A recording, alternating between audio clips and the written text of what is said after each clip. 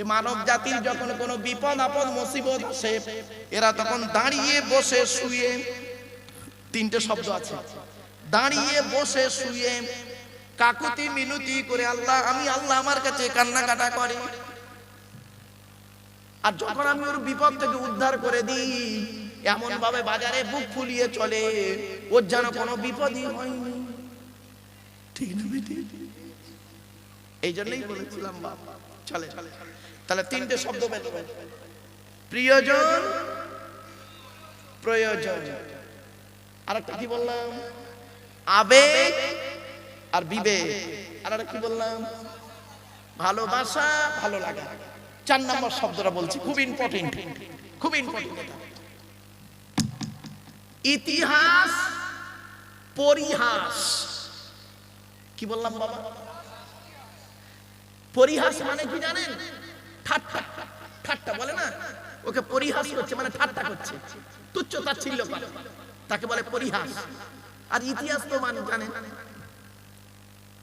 এ মুসলমান, এই যুবক, এই যুবতী, এ পুরুষ, এ নারী, তুমি যদি জীবনে উন্নতি করতে পারো, তোমার গায়ের ছেঁড়া জামাটা হবে জনগণের ইতিহাস।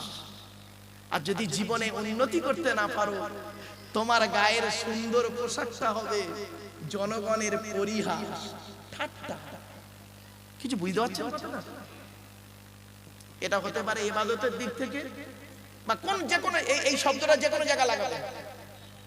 একটা স্টুডেন্ট খুব ভালো পোশাক পরে আছে, লেখাপড়া একদম বেকার জিনিস, সফলতা লাভ করতে পারেনি। একটা ছেলে মাধ্যমিকে স্টার পেয়েছে, তার গায়ের জামাটা রয়েছে সিম্পল। আর একটা ছেলে মাধ্যমিকে ফেল করেছে, তার গায়ের জামাটা হচ্ছে প্যান্ট, স্যুট, বুট, কোট, টাই। উদাহরণটা বুঝতে পেরেছেন? ও সফলতা লাভ করতে পেরেছে, ওর গায়ের ছেঁড়া জামাটা হয়েছে ইতিহাস। ছোট্ট একটা উদাহরণ দিচ্ছি। এখনই যদি আপনাদের এইখানে যদি, এটা উত্তর 24 পরগনা, আল্লামা রুহুল আমিন রহমাতুল্লাহ আলাইহির একটা গায়ের ছেঁড়া জামা, গায়ের একটা ছেঁড়া জামা এনে যদি এখানে ধরি আপনাদের সামনে, এটা হলো আল্লামা রুহুল আমিন রহমাতুল্লাহ আলাইহির গায়ের ছেঁড়া জামা। আপনারা ওই জামাটা নেওয়ার জন্য ব্যাকুল হয়ে যাবে, ঠিক না বেঠিক? জামাটা কিন্তু ছেঁড়া, জামাটা কি ছেঁড়া, কিন্তু আমি ওটা, আপনি ওটাও নিতে চাইছেন, কারণ জীবনে উন্নতি করতে পেরেছেন, তার গায়ের ছেঁড়া জামাটা জনগণের ইতিহাস হয়েছে। আর এখন যদি ইন্টারন্যাশনাল, যিনি নাম বলছি না, ইন্টারন্যাশনাল মিথ্যাবাদী, চিটিংবাজির একটা জামা যদি, কোট যদি এনে আপনাদের বলি, ইনি একটা ইন্টারন্যাশনাল চিটারের কোট, আপনারা কি করবেন? বলুন বলুন, ফেলে দেন, হাসবেন, পরিহাস হয়েছে। আর একটু উঁচুই যাই, আর একটু উঁচুই যাচ্ছি। এই মুহূর্তে যদি এইখানে হযরত মুহাম্মদ সাল্লাল্লাহু আলাইহি সাল্লামের গায়ের একটা জুব্বা মোবারক জামা, জুব্বা মোবারক যদি আপনাদের সামনে ধরি, দেখা যাচ্ছে 4-5 জায়গায় ছেঁড়া, সেলাই করা, সেইটাকে পাওয়া তো দূরের কথা, দেখার জন্য আপনারা পাগল হয়ে যাবেন, ঠিক না বেটি? ইতিহাস। আর আবুল আহাবের সুন্দর জামাটা এনে যদি দেখাই, এটা আবুল আহাবের জামা, আপনাদের কাছে হাসির ব্যাপার। আর কি করে বোঝাবো বলুন? এই 4টে শব্দ মাথায় রাখুন, তাহলে আজকের আমার আলোচনা আপনাদের বোঝাতে সুবিধা হবে।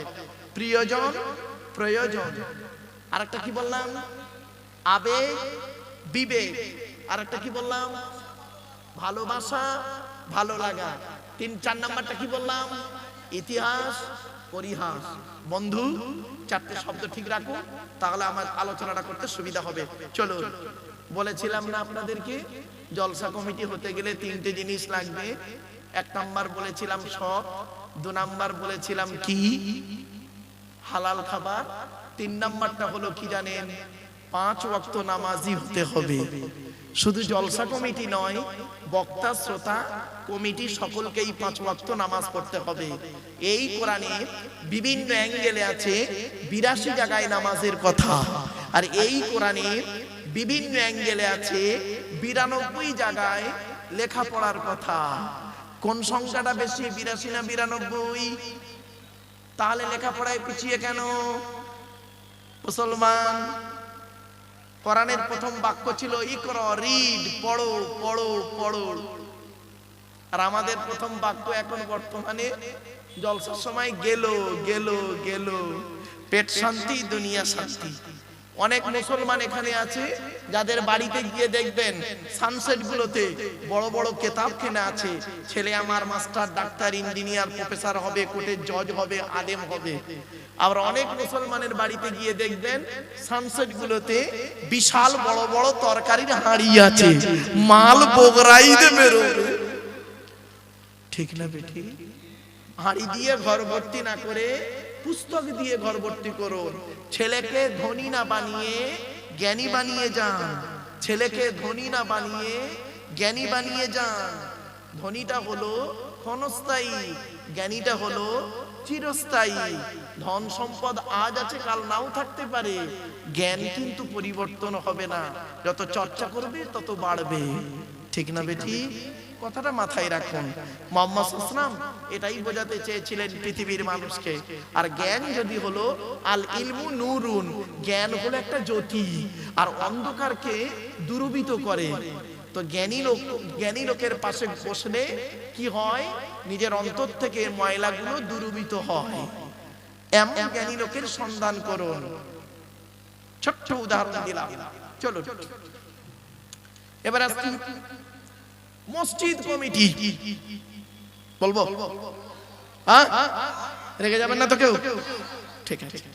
মসজিদ কমিটি কে করবেন? যাকে তাকে মসজিদ কমিটি করবেন না, গুনাহ হবে কিন্তু। আমি বলিনি। চলো একটা উদাহরণ দিচ্ছি। বাবা, আপনাদের এই খাড়ুবালা গ্রামে জুম্মা মসজিদ আছে তো? আচ্ছা বাবা, নামটা বলেছি বলে রেগে যাবেন না আবার। ধরুন আপনাদের জুম্মা মসজিদে জুম্মার দিনে একজন মুসলিম যুবক ছেলে সাদা পায়জামা পাঞ্জাবি পরে, সাদা টুপি পরে মসজিদে জুম্মার নামাজ পড়তে ঢুকেছে। প্রচুর পরিমাণ বাংলা মদ খেয়ে, কি বললাম? বাংলা মদ খেয়েছে, গন্ধ বেরোচ্ছে। ছেলেটা ওযু করেছে, মসজিদে উঠেছে নামাজ পড়তে। আপনারা সর্বপ্রথম তাকে কি করবেন? বলুন। বের করে দেবেন। ছেলেটি বের হতে না চাইলে আদা রসুন বেটে দেবেন। ছেলেটির অপরাধ মদ হারাম খাবার, মসজিদ পবিত্র স্থান, হারাম খাবার খেয়ে পবিত্র স্থানে উঠেছে, তাই তাকে বের করে দিলেন। বের হতে চাইল না, মেরে বের করে দিলেন। সত্যি কত ভালো মানুষ আপনার, হাড়োয়ার মানুষ তো। মানে আমি মাঝে মাঝে মানে কোরআন তেলাওয়াত করতে গিয়ে মুতাশাবিহাত লেগে যায়। মানে মুতাশাবিহাত আলেমরা জানে, হাফেজরা জানে। তো হাড়োয়া, হাবড়া, হাওড়া, তাই তো তিনটে শব্দ আলাদা। হাড়োয়া, হাবড়া, হাওড়া, ঠিক কাছাকাছি শব্দ। তা আপনারা হাড়োয়ার মানুষ তো, কত ভালো মানুষ আপনারা। এই মুসলমান, মদখোরকে মসজিদ থেকে মেরে বের করে দিলে, আর সুদখোরকে মসজিদের সেক্রেটারি বানিয়ে দিলে। বাহ বাহ বাহ, আজীব ধর্ম। মদখোরকে মসজিদ থেকে মেরে বের করে দিলে, আর জেনাখোরটাকে মসজিদের সভাপতি বানিয়ে দিলে। কেন? যেদিন মসজিদের ঢালাই হয় সেদিন 1 লক্ষ টাকা উনি দিয়েছিলেন, তাই যে হয় কোটিপতি তারে বানান সভাপতি। ও হলো আপনাদের খাতায় সভাপতি, আল্লাহর কোরআনের খাতায় সভাপতি নয়। চলো, আসলে আমরা এমন মানুষ না, আমরা এমন মানুষ নিজের পাপের বাটখারা দিয়ে অন্যের পাপ ওজন করি। আমার ভাষা বুঝতে পারছেন ভাই? বুঝতে পারছেন আমার ভাষা? বাটখারা বোঝেন? বাটখারা নিজের পাপের বাটখারা দিয়ে নিজের পাপ কোনোদিন ওজন করিনি, অন্যের পাপ ওজন করি। আমরা এমন মানুষ, আমরা এমন মানুষ না। দুধওয়ালা লোকের বাড়ি বাড়ি যায়, দুধ কিনে কেউ খেতে চায় না। মদওয়ালা দোকান দিয়ে হাড়োয়ায় বসে আছে, ও মোটর সাইকেলে তেল পুড়িয়ে মদ কিনে খেয়ে মারামারি করে হাড়োয়া থানার ভিতরে লকআপের মধ্যে হাজী সাহেবের বেটা রমজান মাসে চুপ মেরে বসে আছে। দুধওয়ালা কোথায় গিয়েছিল? বলবেন বলুন, ওর বাড়ি গিয়েছিল, খাই নাই। আমরা এমন মানুষ না, দুধওয়ালাকে বলি দুধে পানি দিসনি তো, আর মদে পানি ঢেলে খায়। আমরা এমন মানুষ না, 100 টাকা চোরকে গাছে বেঁধে মারি, 1000 কোটি টাকার চোরকে স্টেজে তুলে ফুলের তোড়া দিয়ে ফুলের মালা দিয়ে সংবর্ধনা জানিয়ে স্যালুট জানাই। ঠিক না বেটা? আমরা এমন মানুষ না। চালনি বোঝেন? চালনি কি ভাই বোঝেন? এই আটা চালে মা বোনেরা কি বলেন? চালন। আচ্ছা, চালনের পিছনে ছিদ্র কটা? অনেক। আর সূচের পিছনে ছিদ্র কটা? একটা। তো চালন একদিন সূচকে বলছে, কে বলছে? কে বলছে? কাকে বলছে? সূচকে। তোর পিছনে ছিদ্র কেন রে? চালন সূচকে বলছে তোর পিছনে ছিদ্র কেন? তা সূচ কি উত্তর দেবে? বলুন বলুন।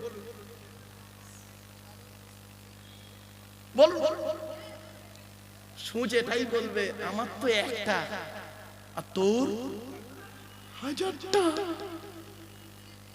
আর একটা উদাহরণ দিচ্ছি, প্লিজ অ্যাটেনশন। এদিকে এদিকে এদিকে।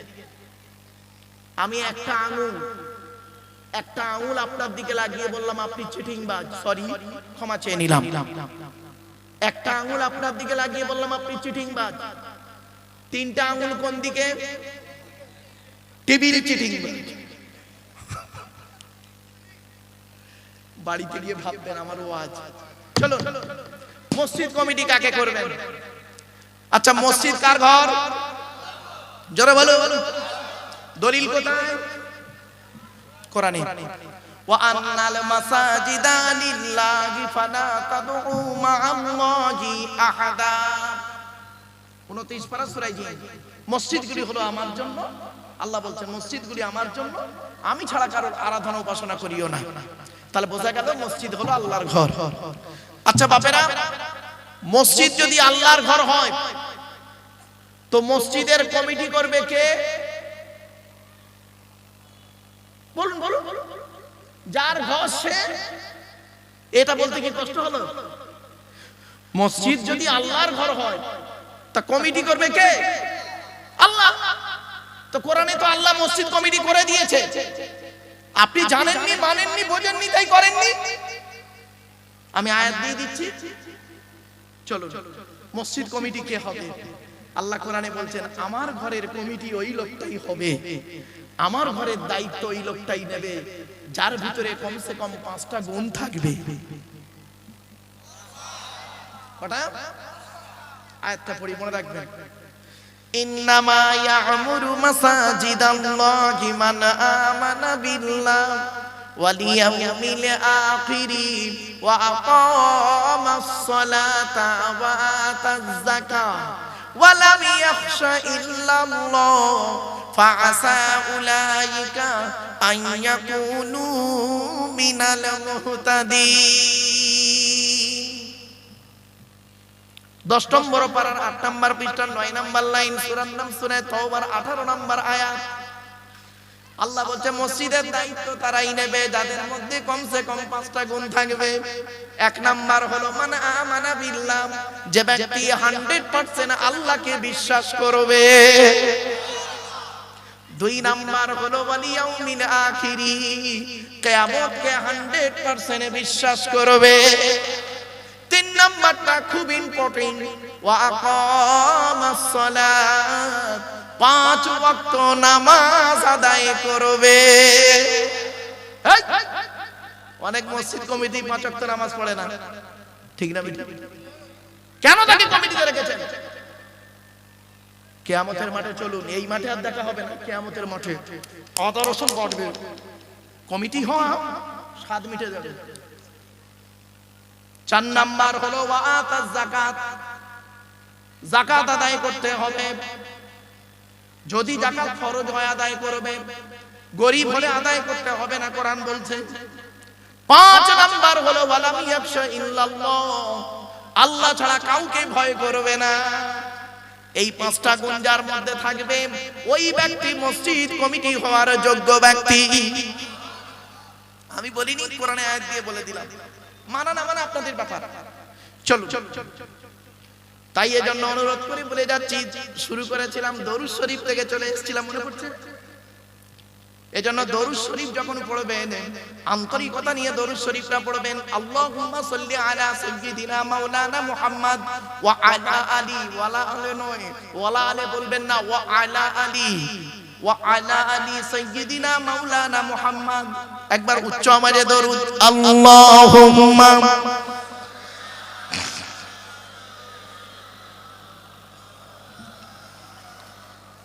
ওয়া আলা আলি সাইয়্যিদিনা মুহাম্মদ। এন দরুদ পড়লেন কেন?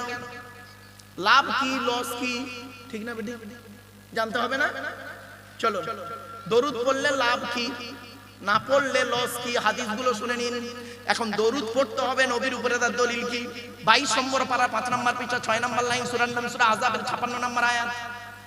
ইয়া আইয়ুহাল্লাযীনা আমানু, হে ঈমানদার বান্দাগণ, সাল্লু আলাইহি, তোমরা নবী মুহাম্মদের উপরে দরুদ পেশ করো, ওয়া সাল্লিমু তাসলিমা, এবং নবীর প্রতি আন্তরিকতার সঙ্গে সালাম প্রেরণ করো। তারা কোরআন থেকে দলিল পেলাম নবীর উপরে দরুদ পড়তে হবে। হাদিস কি বলছে এবার দেখে নিন। আল্লাহর নবী বলেছেন, মান সাল্লা আলাইয়া ওয়াহিদাতান সাল্লাল্লাহু আলাইহি আশরা, যে ব্যক্তি আমার উপরে একবার দরুদ শরীফ পড়বে, নামায়ে আমলনামায়ে আল্লাহ 10টা নেকি লিখে দেবে।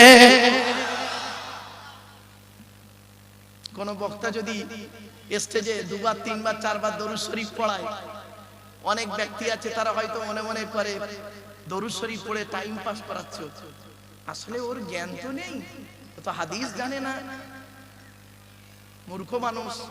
আর যদিও 4টে হাদিস পড়েছে, 86টার কটা হাদিস আছে ও বলতেই পারবে না। আরেকটা হাদিস, মান সাল্লা আলাইহি আশরান ফি আউয়ালিন নাহারি ওয়া আশরান ফি আখিরিন নাহারি নালাতহু শাফাতি ইয়াউমাল কিয়ামাহ। আল্লাহর নবী বলেন, যে ব্যক্তি আমার উপরে দিনের শুরুতে 10 বার দরুদ শরীফ পড়বে, দিনের শেষে 10 বার দরুদ শরীফ পড়বে, ওই ব্যক্তির শাফাত সুপারিশ কিয়ামতের মাঠে আল্লাহ আমার সঙ্গে খুবই নিকটবর্তী করে দেবে। আরেকটা হাদিস। আচ্ছা বাবা, একটা আখিরি দোয়া হবে তো নাকি? বলুন না। আমার পরে যিনি আছেন, আমার ওস্তাদ, আমার টিচার, আমার শিক্ষক, শুধু তাই নয়, বহু আলেমের শিক্ষক আল্লামা শাইখুল হাদিস হযরতে সৈয়দ আমজাদ হোসেন বুখারী মাদাল্লাহু আলাইহি, বারাকাল্লাহু ইলমা ওয়া বারাকাল্লাহু ফি হায়াতি, তিনি আসবেন, আখিরি দোয়া করবেন। তো একটা কথা আপনাদের বলি, এখন এই দোয়াটা আল্লাহর দরবারে কবুল হবে বুঝবেন কি করে বলুন তো দেখি? বলতে পারবেন কেউ? আরে বলুন, হ্যাঁ না, একটু উত্তর দিন। আসলে আমি উত্তর না দিলে, রেসপন্স না করলে না, আপনারা রেসপন্স করুন, তাহলে আমার বলতে ভালো লাগবে। দেখবেন একজন টিচার যখন ক্লাস করতে যায়, ম্যাথ করাচ্ছে, ধরুন ম্যাথ করাতে করাতে বললে, এই তোরা বুঝতে পেরেছিস? স্টুডেন্টরা যদি বলে হ্যাঁ স্যার, তখন টিচারের পড়ানোর মানসিকতা বেড়ে যায়, ঠিক না বেটা? আর যদি স্যার পড়াতে পড়াতে যদি বলে তোরা বুঝতে পেরেছিস, আর স্টুডেন্টরা সব চুপ করে থাকে না, তখন টিচারটার মনটা ভেঙে যায়। তোর ঘোড়ার ডিম, আমার পড়ানোটাই বুঝতে পারছে না, ঘন্টাটা কখন পড়বে, চলে যাবে। আমি এটাকে একটা ক্লাস বলে মনে করি, 2.5-3 ঘন্টার একটা ক্লাস করব, 2.5-3 ঘন্টার একটা ক্লাস, ব্যাস। এই ক্লাসের মধ্যে অনেক কিছু শেখা হবে, জানা হবে, বোঝা হবে। জলসা কেন দেন? জলসা দেওয়ার উদ্দেশ্য হলো তিনটি। কটা বাবা? তিনটে। কি কি? 1 নাম্বার অজানাকে জানা। কি বললাম? কি অজানা জানা? একটু ধৈর্যের পরিচয় দিন, নিজেরাই বুঝতে পারবেন কি অজানা জানা। 2 নাম্বার ভুল সংশোধন করা। কি ভুল সংশোধন হবে? একটু ধৈর্যের পরিচয় দিন, একটা একটা করে সব বেরিয়ে যাবে। 3 নাম্বার কিছু পরামর্শ নিয়ে নেওয়া। কি পরামর্শ দেব? আমি ব্যক্তিগত কোনো মতামত আপনাদের সঙ্গে শেয়ার করব না। আমার হাতেই রয়েছে according to Islamic law, not only according to Indian law, according to Islamic law. এটি একটি আইনের কিতাব, মারাত্মক কিতাব।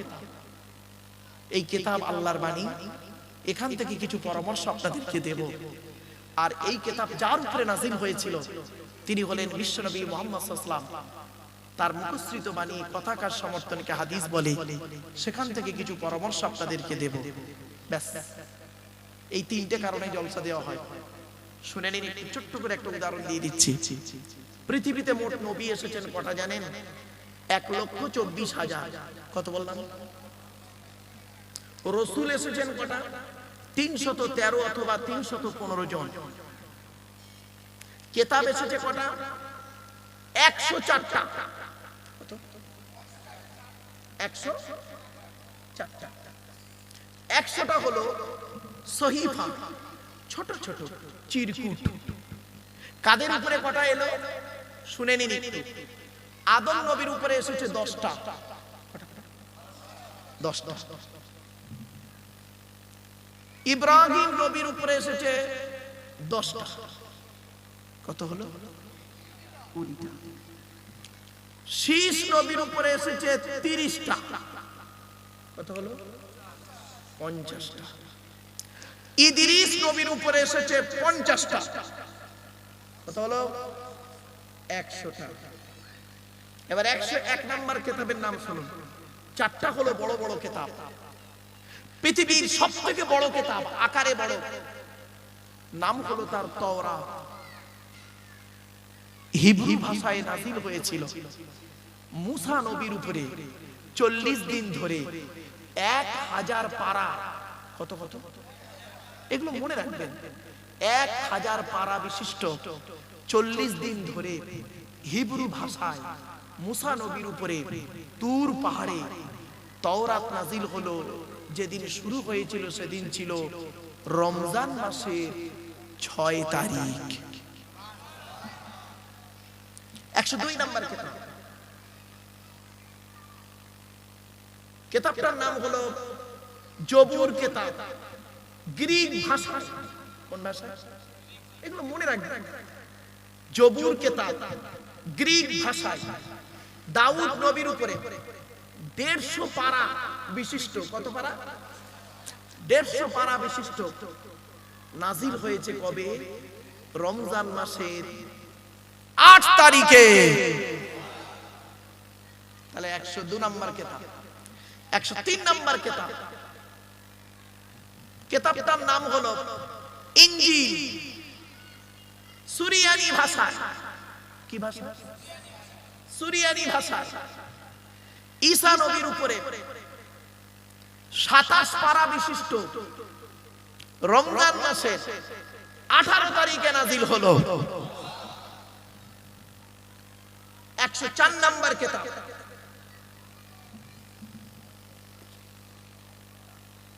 আল কোরআনুল কারীম হযরত মুহাম্মদ সাল্লাল্লাহু আলাইহি সাল্লামের উপরে আরবি ভাষায় 30 পারা বা খণ্ড বিশিষ্ট হেরা নামক গুহাতে 610 খ্রিস্টাব্দে 1 ফেব্রুয়ারি সোমবার রমজান মাসের লাইলাতুল কদরের রাতে নাযিল হল। আপনি তো কোরআনের পরিচয় জানেন না। আজকে তারিখটা কত বাপ? আরে তারিখটা আজ তারিখ কত বলুন না। ফেব্রুয়ারির 4 তারিখ কি বার? বুধবার। কত সাল? 2026। বাড়িতে গিয়ে লিখবেন, বাড়িতে গিয়ে লিখবেন 4-2-2026। 2026 বুধবার, নিচেই লিখবেন 1 মানে 1 ফেব্রুয়ারি 1-2-610 সোমবার, মাইনাস প্লাস করবেন। কতদিন আগে কোরআন নাজিল হয়েছে পেয়ে যাবেন বাবা। এজন্য আমি বলেছিলাম আলেমের ওয়াজ শুনবেন বাপ, লেখাপড়া করা আলেম। ছোট্ট একটা উদাহরণ দিয়ে আপনাদের রাগ করবেন না কেউ। প্রাইমারি স্কুলের একজন টিচার ক্লাস 1 এ গিয়ে একটা ক্লাস করেন 40 মিনিট, মাসের শেষে তার মাইনে হলো 40,000 টাকা। ক্যালকাটা ইউনিভার্সিটির একজন লেকচারার এমএ সেকেন্ড ইয়ারে গিয়ে একটা ক্লাস করেন 40 মিনিট, মাসের শেষে তার মাইনে হলো 1.5 লক্ষ টাকা। কেন এত ডিফারেন্স? বাড়ি থেকে ভাববেন।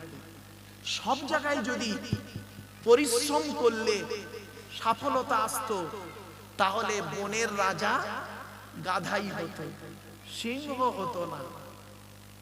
বনের রাজাকে যারা বলুন, গাধা 16 ঘন্টা খাটে আর সিংহ 16 ঘন্টা ঘুমায়। সব জায়গায় যদি পরিশ্রম করলে সফলতা আসতো, তাহলে বনের রাজা গাধাই হতো। ছোট্ট একটা উদাহরণ দিচ্ছি, দেখি উত্তরটা দেন তো দেখি। আপনাদের কাছ থেকে উত্তরটা নেব আমি। একদিন আমি স্টুডেন্টদেরকে এই প্রশ্নটা করেছিলাম। বলুন দেখি, একটা প্রশ্ন করছি, সে প্রশ্নটা আপনাদেরকেও করছি, আপনারা নিজের থেকে উত্তরটা দেন। তিন বন্ধু বসে আলোচনা করছে, কি করি বলতো, ব্যবসা ট্যাবসা হচ্ছে না, তা কি করে সংসার চলবে, চল। তিনজনে মিলে একটা পেট্রোল পাম্প করেছে। কি করেছে? কি পেট্রোল পাম্প করেছে, দোতলা। কোথায়? দোতলা। পেট্রোল পাম্পটা কোথায় করেছে? দোতলা। 6 মাস হয়ে গেছে, 1 লিটার তেলও বিক্রি হয়নি। স্বাভাবিক। 6 মাস পরে 3 বন্ধু আবার মিটিং এ বসছে, বসে বলছে এ তেলের ব্যবসা খারাপ, এতে প্রচুর লস, এই ব্যবসা বন্ধ কর। তা কি করব? চল তেলের পেট্রোল পাম্প বাদ দিয়ে হোটেল, রেস্টুরেন্ট। তা পেট্রোল পাম্প বন্ধ করে দিয়ে হোটেল করেছে। 6 মাস হয়ে গেল, একটাও খরিদ্দার আসলো না। কেন বলুন? এতগুলো শ্রোতা বসে আছেন, উত্তরটা দেন। আর রেস্টুরেন্ট তো দুতলাই করেছে, অসুবিধা কি আছে? বলুন। প্রশ্ন আবার করবো? হ্যাঁ, ভালো করে বুঝে নিন, শিখে নিন। ওয়াজটা হচ্ছে বোঝার জিনিস। বুঝে এই শুনে ওয়াজ কি জিনিস জানেন? শুনে বুঝে প্র্যাকটিক্যাল করার নাম ওয়াজ। আবার বলছি, 3 বন্ধু যুক্তি করে পেট্রোল পাম্প করেছে দোতলায়। 6 মাসে 1 লিটার তেলও বিক্রি হয়নি। 3 বন্ধু আবার ওই পেট্রোল পাম্প বন্ধ করে দিয়ে রেস্টুরেন্ট করেছে, হোটেল করেছে। 6 মাস হয়ে গেল, একটাও খরিদ্দার এলো না। কেন?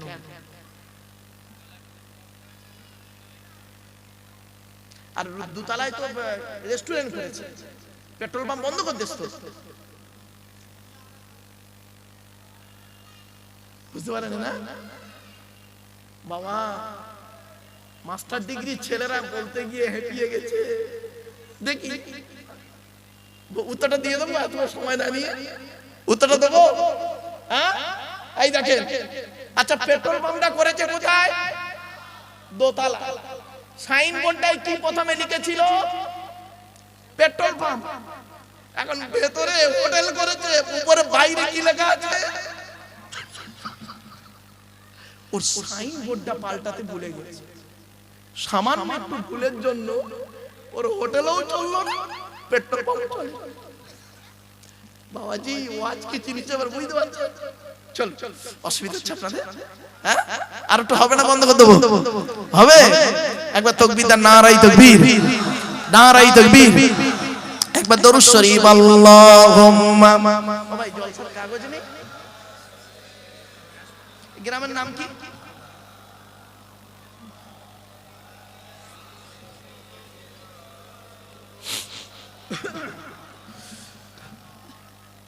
কি গ্রামের নাম?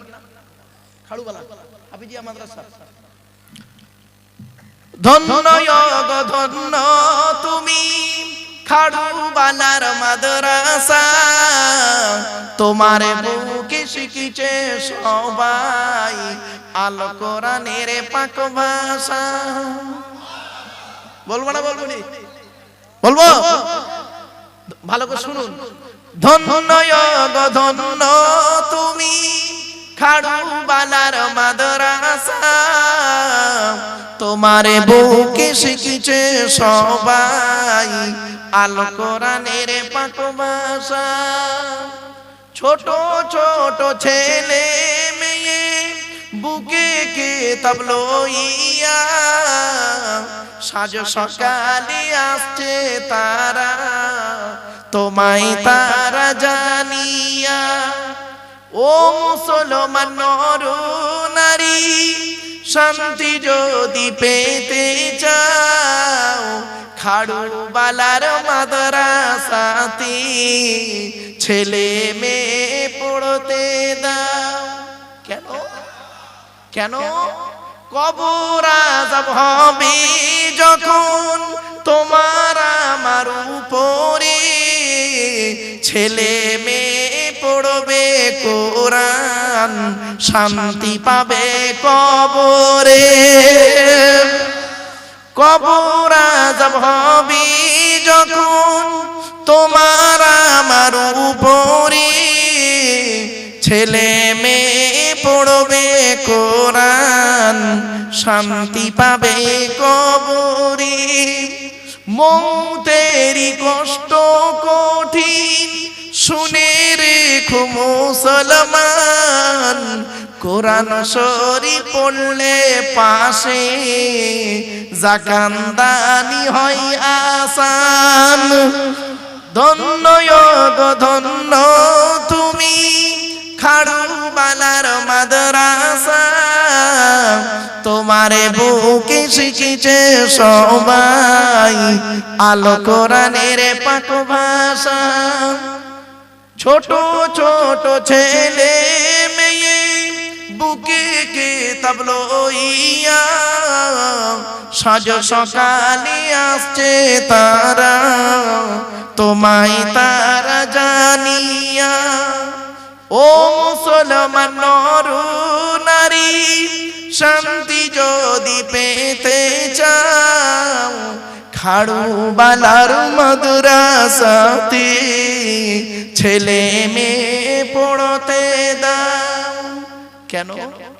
কবর আযাব হবে যখন তোমার আমার উপরে, ছেলে মেয়ে পড়বে কোরআন শান্তি পাবে কবরে।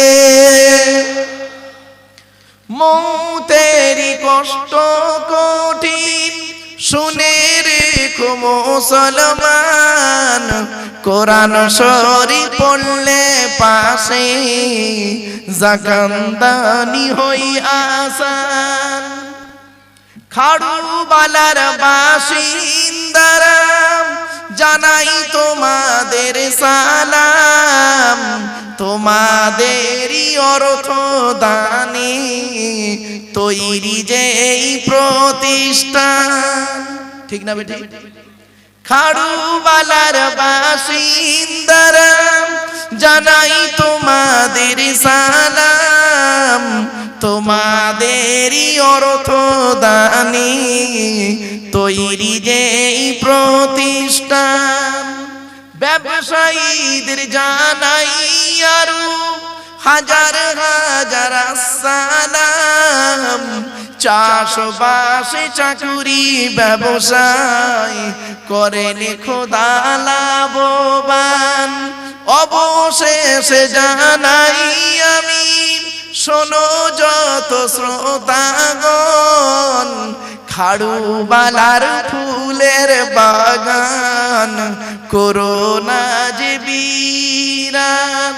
ধন্য গো ধন্য তুমি খাড়ুবালার মাদ্রাসা, তোমারে বুকে শিখিছে সবাই আলো কোরআনের পাক ভাষা। আমার বাপেরা দু চার লাইন বলে দিলাম, একটু অসুবিধা হলো? হ্যাঁ, একবার তাকবীর দেন, নারায়ে তাকবীর, নারায়ে তাকবীর। সিলসিলা হক মুজাদ্দিদুজ জামান, নারায়ে তাকবীর। একবার দরুদ শরীফ, আল্লাহুম্মা সাল্লি আলা।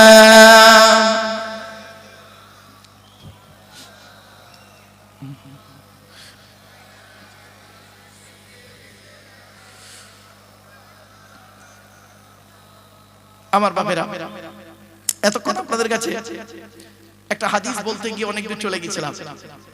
সে হাদিসটা কি মনে পড়ছে? আমি বলেছিলাম একটা কথা, খেয়াল করে দেখুন তো, যে এই যে আখেরি একটা দোয়া হবে, দোয়াটা আল্লাহর দরবারে কবুল হবে কিনা, তাই তো নাকি? এখান থেকে এত দূর চলে গিয়েছিলাম, আবার ব্যাকে এলাম। চলো, আল্লাহর নবী বলেন, আমি বলি নাই, রাসূলুল্লাহর হাদিস, ইন্না দুআ মাওকুফুম বাইনাস সামাই ওয়াল আরদি লা ইয়াসআদু মিনহু শাইউন হাত্তা তুসাল্লি আলা নবিকা। আল্লাহর নবী বলেন, নিশ্চয়ই দোয়া অবস্থান করে আসমান আর জমিনের মধ্যবর্তী জায়গায়। ওই দোয়াকে উপরেও নিয়ে যেতে পারে না, নিচেও নামাতেও পারে না।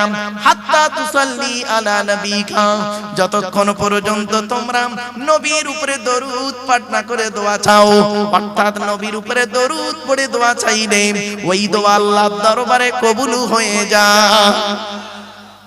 আরেকটা হাদিস। আচ্ছা বাপেরা, আমরা সবাই জান্নাতের আশা করি তো? বলুন না, জান্নাতের আশা করি না? জান্নাত কার আশা করে? হয়ে গেল, হয়ে গেল। আমরা তো জান্নাতের আশা করি, জান্নাত কার আশা করে? আপনি আল্লাহকে ভালোবাসুন, আল্লাহ কি আপনাকে ভালোবাসে? ওইটা খবর রাখুন। আপনি নবীকে ভালোবাসেন, নবীকে আপনাকে ভালোবাসে, ওইটা খবর রাখুন। আমি যে আমার ওয়াজ শুনতে গেলে বলেছিলাম একটু ব্রেন লাগবে। চলো, আল্লাহর নবী একদিন সাহাবীদেরকে বললেন, তোমরা জান্নাতের আশা করো? সাহাবীরা বললেন, ইয়া রাসূলুল্লাহ, জান্নাতের আশা তো প্রত্যেকেই করে। নবীজি পট করে বললেন, জান্নাত কার আশা করে? সাহাবীরা পুরো চুপ। সাহাবীরা বললেন, জান্নাত আমার আশা করে? বলছে হ্যাঁ। আল্লাহর নবী বলে, হাদিসটা শুনে যান। আল্লাহর নবী বলেন, জান্নাত পৃথিবীর জমিনে 5 শ্রেণীর লোকের জন্য আশা করে। কয় শ্রেণীর লোক? এই 5 শ্রেণীর মধ্যে আমরা আছি কি একবার দেখে নি। আল্লাহর হাদিসটা, নবীর হাদিসটা শুনুন। ইন্নাল জান্নাতা তাশতাকু ইলা খামসাতি নাফার। জান্নাত 5 শ্রেণীর মানুষের জন্য আশা করে। 1 নাম্বার হলো তালিয়াল কোরআন, প্রতিদিন কোরআন তেলাওয়াতকারী আমলকারীর জন্য জান্নাত আশা করে। এজন্য বাবাজিদের বলে যাচ্ছি, বাপ রাতের বেলা যখন ঘুমাবেন, ওযু করে ঘুমাবেন, কোরআনের কিছু আয়াত তেলাওয়াত করে ঘুমাবেন। ছোট্ট একটা হাদিস, তার ব্যাখ্যাটাও বলে দিচ্ছি। আল্লাহর নবীর কাছে আরবের মানুষেরা প্রশ্ন করল, হে মুহাম্মদ সাল্লাল্লাহু আলাইহি ওয়াসাল্লাম, তোমার আল্লাহর পরিচয় কি? আল্লাহ নিজেই বললেন, নবী তুমি বলে দাও। কুল, নবী তুমি বলো, হুয়াল্লাহু আহাদ, সে আল্লাহ হলেন একক।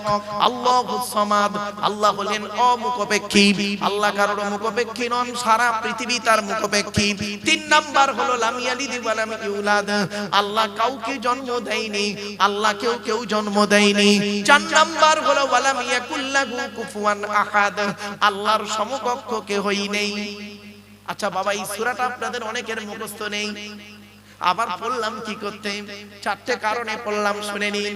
1 নাম্বার হলো এই সূরাটাই হলো আল্লাহর পরিচয়।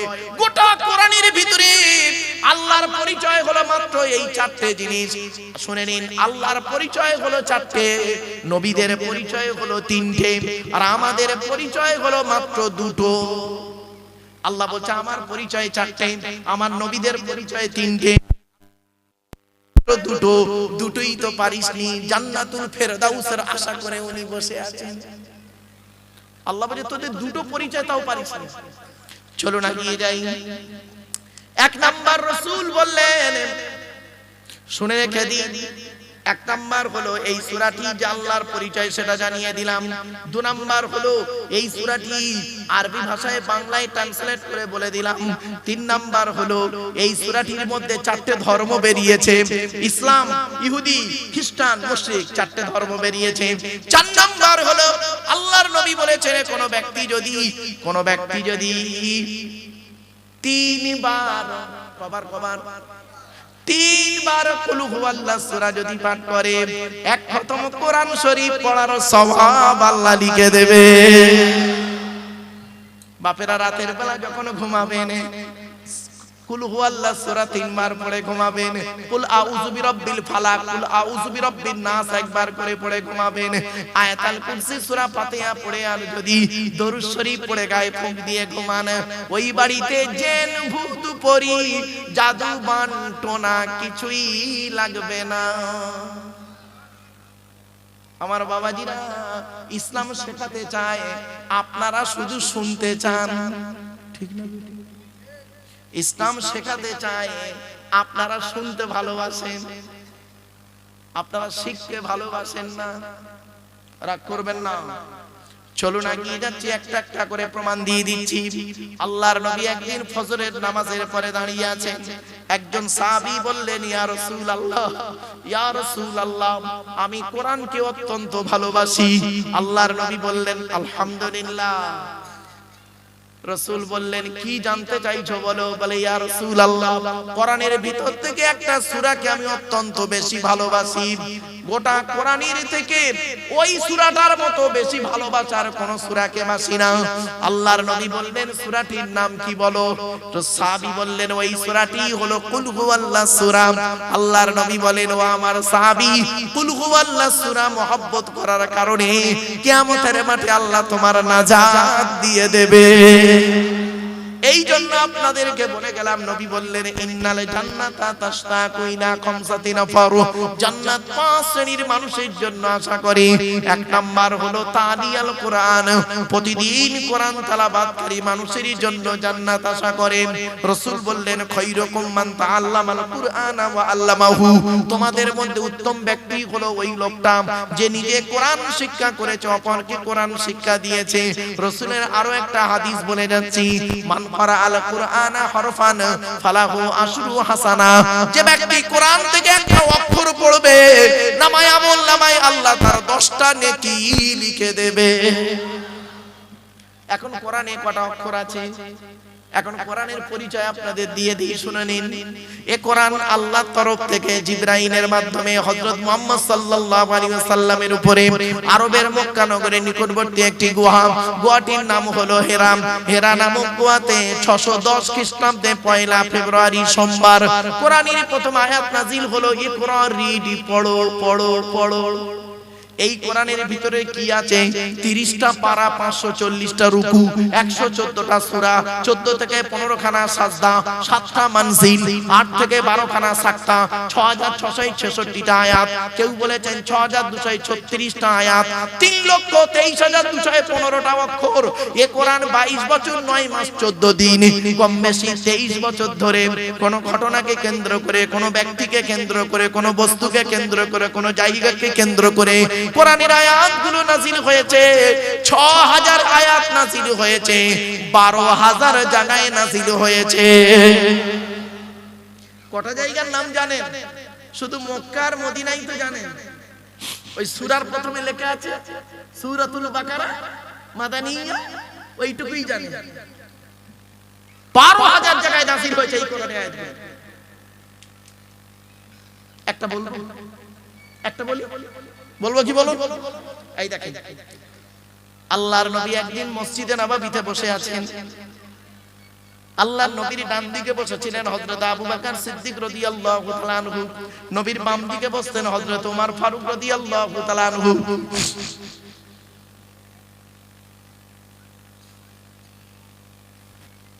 আল্লাহর নবী ডান দিকে বসে আছিলেন কে? ভাই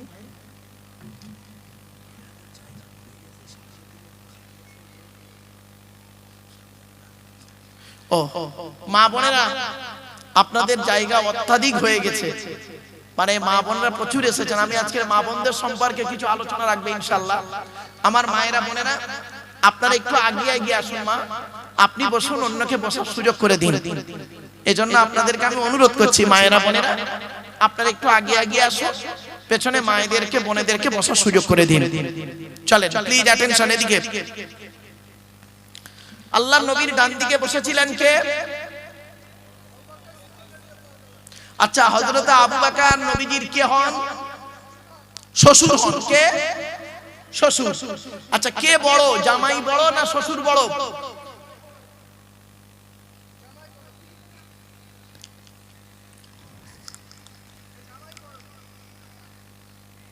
ঠিকই বলেছো বেচারা। সম্মানের দিক থেকে নবী বড়, জামাই বড়। বয়সের দিক থেকে, দিন রাত্রির গণনার দিক থেকে, এই দিন রাত্রি, পৃথিবীর দিন রাত্রির গণনাতে নবীজি বড় আবু বকরের থেকে। কদিনের বড় শুনে নিন, 2 বছর 2 মাস 10 দিন। কত কত কত, এগুলো মনে রাখবেন। আবু বকরের থেকে নবীজি 2 বছর 2 মাস 10 দিনের বড়। যাই হোক, তো হযরত আবু বকর সিদ্দিক রাদিয়াল্লাহু তাআলা আনহু বসে আছেন ডান দিকে। তৎকালীন যুগের মদিনার সবথেকে ধনী লোক, লোকটার নাম কি? হযরতে আমর জামুহ রাদিয়াল্লাহু তাআলা আনহু। কি বললাম বাবা? আমর জামুহ রাদিয়াল্লাহু তাআলা আনহু। উনি উহুদের যুদ্ধে শহীদ হয়েছিলেন। ওনার শহীদ হওয়ার 35 বছর পরে ওনার লাশ মোবারক যখন তোলা হচ্ছে, এই কপালে তীর লেগে উনি শহীদ হয়েছিলেন। তো যেদিন ওনার লাশ তোলা হচ্ছিল, সেই দিন সেই কপাল থেকে টাটকা তাজা রক্ত 35 বছর পরেও বেরিয়ে যাচ্ছে।